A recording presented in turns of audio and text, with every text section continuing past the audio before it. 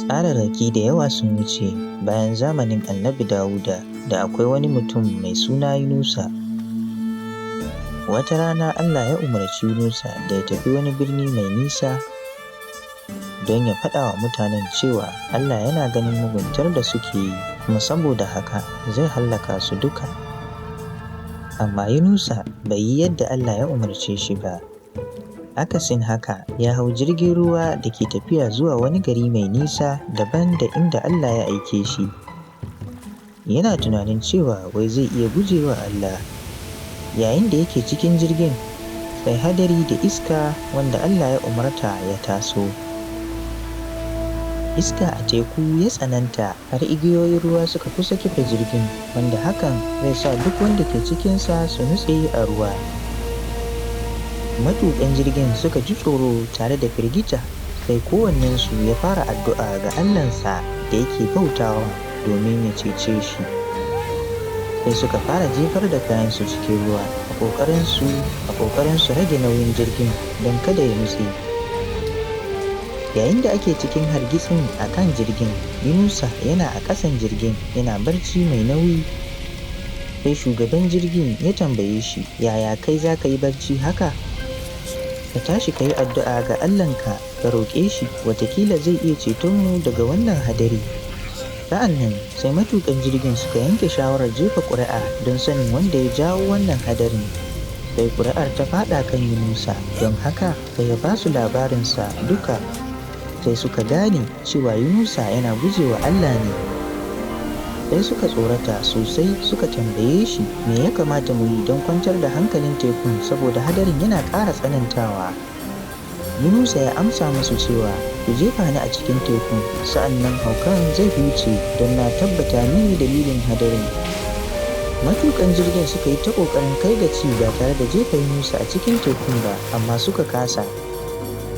Don haka ba tare da son ransu ba, amma a tilas suka jefa shi a cikin ruwan don kada su halaka saboda rashin biyayyarsa ga Allah.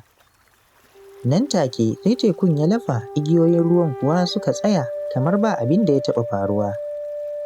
Sai mutanen da ke cikin jirgin suka fahimci cewa Allahn Yunusa ne Allah na gaskiya.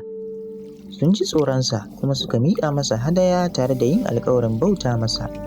Shi kuwa Yunusa, bayan da aka jefa shi cikin tekun, sai Allah ya aiko masa da wani ƙaton kifi ya haɗiye shi, kuma ya zauna a cikin kifin yini 3 da dare 3. A lokacin ne ya tuba ya yi addu'a ga Allah, ya kuma yi sujada tare da roƙon ya cece shi. Sai Allah ya umarci kifin da ya amayar da Yunusa a bakin teku. Sa'ad da ya fito, sai ya yi biyayya ga Allah ya kuma tafi birnin. Ya faɗa wa mutanen cewa Allah yana gab da halaka su domin ya ga irin muguntar da suke yi. Lallai kuwa dukkan mutanen birnin suka tuba, suka rabu da mugayen hanyoyinsu. Ta haka Allah ya gafarta musu, ya ji tausayinsu bai kuma halaka su ba.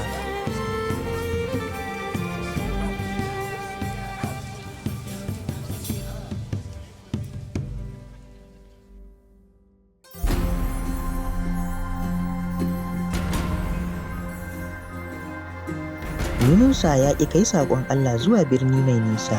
Ta yaya ne Allah ya yi maganin rashin biyayyarsa?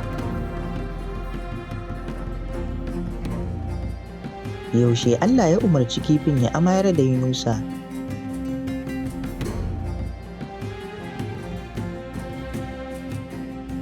Ta yaya muke ganin jin ƙan Allah ga Yunusa da kuma ga mutane masu rashin biyayya?